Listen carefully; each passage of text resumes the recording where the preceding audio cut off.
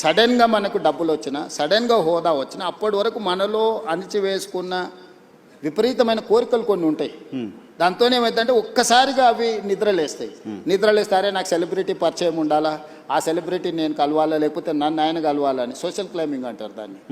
అంటే అట్లా బయట ప్రపంచంలో ఉండే వాళ్ళతో కొంత కలవాలని కోరికలు ఉంటాయి. నేను 30 ఏళ్ళ క్రితం అందరూ ఇప్పుడు స్టార్స్ అని చెప్పేట వాళ్ళందరూ కిడ్స్ ఉన్నప్పుడు నాకు తెలుసు. నేను పేర్లు చెప్పను కానీ వాళ్ళు స్కూల్కి వెళ్ళి, లేకపోతే జూనియర్ కాలేజ్కి వెళ్ళి, లేకపోతే వాళ్ళ కాలేజ్ నుంచి బయటకు వచ్చి సింగిల్ బియర్ తాగాలనుకున్నప్పుడు కూడా నా దగ్గరకు వచ్చేటోళ్ళు. అన్న నువ్వు సంతకం పెడితే నేను బియర్ తాగుతాను. సింగిల్ బీర్ తాగడానికి మీరు వచ్చారు, మీ దగ్గరికి వచ్చారు. ముఖ్యమంత్రి అయిన తర్వాత మీ దగ్గర రావడానికి అదే చెప్తున్నా. అన్ని చూసిన తర్వాత నాకు వచ్చి కొత్తగా చెప్పలేరు కదా నర్సింగ్. సో అందుకోసమని నేను ఏ పరిశ్రమతోనైనా ధూళిపేటల గుడంబ అమ్ముకునే వాళ్ళతోని నేను అంతే రిలేషన్ మెయింటైన్ చేస్తా. Top of the top star వచ్చినా కూడా నేను అట్లనే ఉంటా. Wipro, Microsoft or any other company CEO వచ్చినా నేను అంతనే ఉంటా. అమెరికన్ అంబాసిడర్ వచ్చినా కూడా నేను అదే విధంగా ఉంటాను. నువ్వు నా బిహేవియర్ చూడు, నువ్వు యావరేజ్ లీడర్తోనున్నా, ప్రధానమంత్రితోనున్నా నేను వంగి నమస్కారాలు పెట్టుడు, అతి వినయాలు చేసుడు, లేకపోతే టూ మచ్ ఏదో ఇంప్రెస్ చేసేసి ఏదో నటించేద్దామని నా బ్లడ్లోనే లేదు. నేను ఉన్నది ఉన్నట్టు ఉంటా, వచ్చేది వస్తుంది, పోయేది పోతుంది. ఇట్లుంటేనే ముఖ్యమంత్రి అయినా. ఇంకా కొత్తగా ఏంది నేను చేసేది? ఏం పని ఉంది ఇప్పుడు ప్రతి ఒక్కరికి లైఫ్లో సక్సెస్కి ఒక ఫార్ములా ఉంటుంది. నువ్వు యాజ్ జర్నలిస్ట్ నువ్వు సక్సెస్ అయినావు అంటే నీకు ఒక ఫార్ములా ఉంటుంది, లేకపోతే ఒక వర్కింగ్ స్టైల్ ఉంటుంది. ఇంకొక లీడర్కి ఇంకొక లాగా ఉంటుంది, ఇంకొక సెలబ్రిటీకి ఇంకొక లాగా ఉంటుంది. నాకు నా లైఫ్ ఇట్లనే గౌరవాన్ని తెచ్చిపెట్టింది, హోదాని తెచ్చిపెట్టింది, ఈరోజు గుర్తింపు వచ్చింది. సో నా లైఫ్ అనేది ఇట్లనే ఉంటుంది నర్సింగ్. ఇందులో నేను అనేది టాలీవుడ్, బాలీవుడ్ కాదు, హాలీవుడ్ కూడా హైదరాబాద్లో షూటింగ్ జరగాలి, ఇండస్ట్రీని ఆ విధంగా తీసుకెళ్లాలని ప్రయత్నం చేస్తున్నా. అందుకే ఈరోజు నెట్ఫ్లిక్స్ కానీ వీటన్నిటిని కూడా మనం ఇక్కడికి తీసుకొచ్చినాం. సో నేను ఇండస్ట్రీకి ఒక హబ్ లాగా క్రియేట్ చేయదలుచుకున్నా. ప్రపంచంలో ఉండే సినిమా ఇండస్ట్రీ హైదరాబాద్లో ఉండాలనేది నా కోరిక. నేను అందుకే ఆ విధమైన ప్రణాళికలు వేస్తున్నా. సో నేను ఇండివిజువల్స్ని టూ మచ్గా ప్లీజింగ్ చేసే పనిలో నేను ఉండను. నేను నా పని 18 గంటలు నేను పని చేయాలి. నా పనిలో ఈరోజు ఎవరు అవసరం, ఎవరిని కలవాలి, ఎవరి వల్ల రాష్ట్రానికి ప్రయోజనం ఉంటే నేను వాళ్ళ కోసం టైం స్పెండ్ చేస్తా.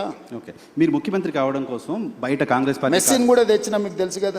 పిల్లలకు ఒక స్ఫూర్తి అయిన మెస్సిన్ తెస్తే కూడా తప్పు పట్టిరా. ఏం చేయాలి? నేను మైదానంలో మెస్సిన్ తెచ్చినా కానీ పబ్లో పోయి డ్రగ్స్ కోసం ప్రమోట్ చేయలే కదా.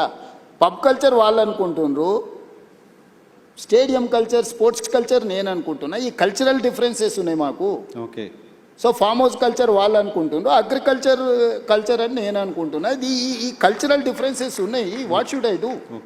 ఓకే మీరు ముఖ్యమంత్రి కావడం కోసం చాలామంది కాంగ్రెస్ పార్టీ కార్యకర్తల కష్టం, మీ కష్టం, మీరు చాలా ఫేస్ చేశారు. అంత ఓకే.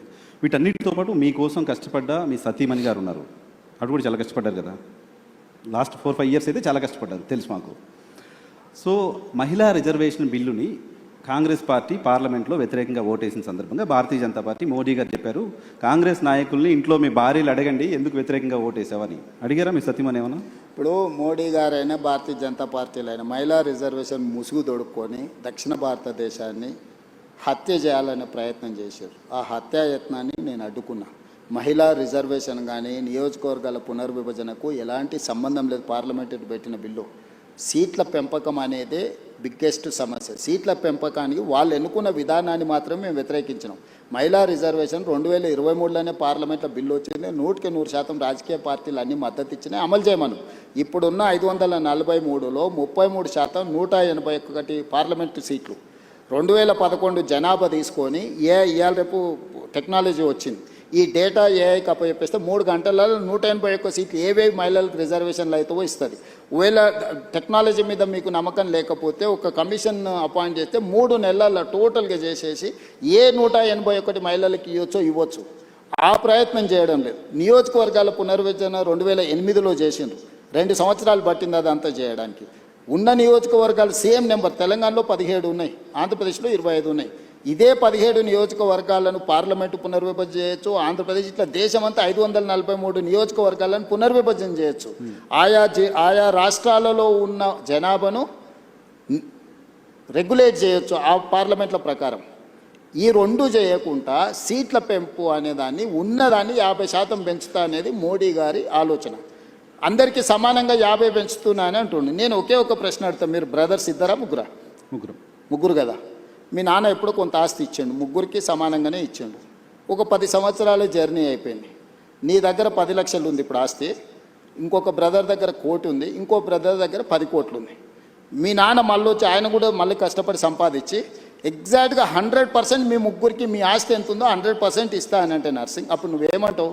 నీకు 10 లక్షలకు 10 లక్షలు వస్తుంది, మీ పెద్దన్నకు 10 కోట్లకు 10 కోట్లు వస్తుంది, మీ మధ్య అన్నకు 1 కోటికి 1 కోటి వస్తుంది. అప్పుడు నీకు నీ పెద్దన్నకి ఎంత తేడా ఉంది? పర్సంటేజ్ మీ నాన్న చెప్పింది ముగ్గురికి సమానంగా ఇస్తున్నా, 100% ఇస్తున్నా అని చెప్తున్నా. పర్సంటేజ్ చూస్తే రాజ్ ఠాకూర్ అయినా ఇంకోరైనా జడ్జి ఎవరైనా సామరామన్న కరెక్టే కదా.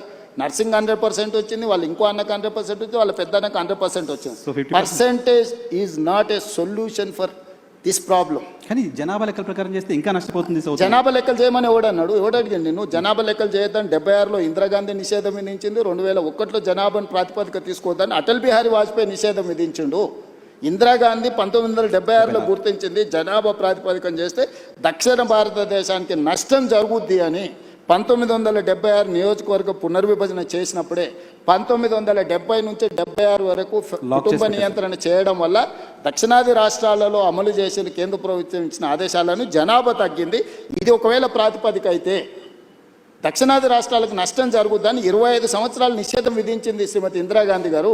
2001లో అటల్ బిహారీ వాజ్పేయి గారు ప్రధానమంత్రిగా ఉన్నప్పుడు విజ్డమ్ వాడి ఆయన ఇంకొక 25 సంవత్సరాలు నిషేధం విధించిండు.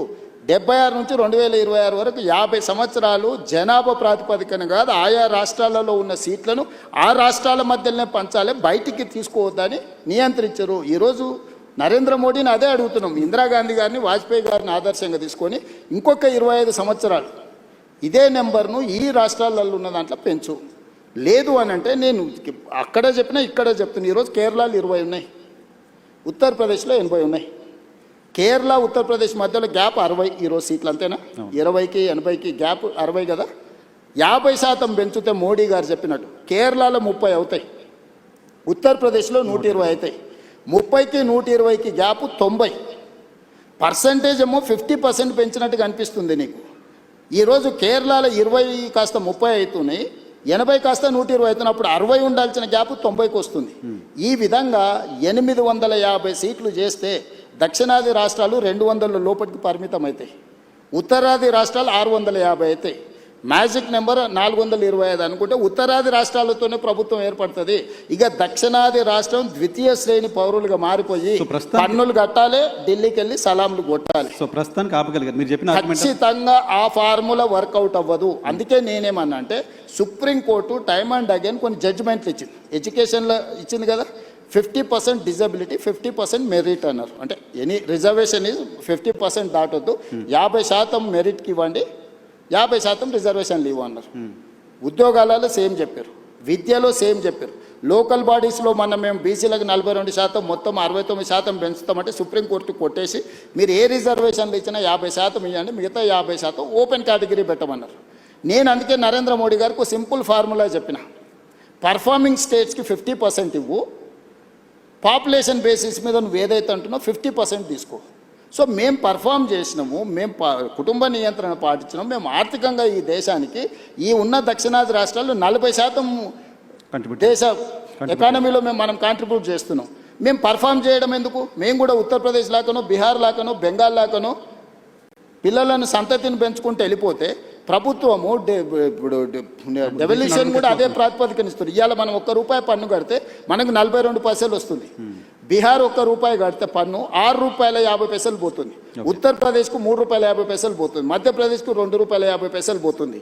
నేను అడుగుతున్న ఈ దేశంలో కష్టపడి సంపాదించి పన్నులు కట్టేటోనేమో నువ్వు శిక్షిస్తావు, దుబారగా తిరిగేటోడు, గాలికి తిరిగేటోడు, ఏ పని చేయనోడు, ఎందుకు గొరగానోనికి నువ్వు అడ్డగోలుగా డబ్బులు ఇచ్చుకుంటూ పోతున్నావు. ఎన్ని రోజులు భరించాలి? ఆంధ్ర తెలంగాణ పంచాయతీ ఆగిపోయింది కాబట్టి పొలిటికల్ సప్రెషన్ ఇది చివరికి రాజకీయ వివక్షగా మారుతుంది.